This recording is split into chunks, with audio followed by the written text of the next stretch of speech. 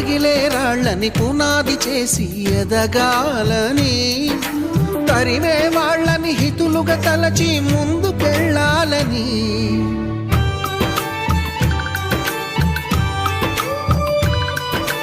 కన్నుల నీటిని కలల సాగుకై వాడుకోవాలని, కాల్చే నిప్పుని ప్రమిదగా మలచి కాంతి పంచాలని, గుండెతో ధైర్యం చెప్పెను, చూపుతో మార్గం చెప్పెను, అడుగుతో గమ్యం చెప్పెను. నేనున్నానని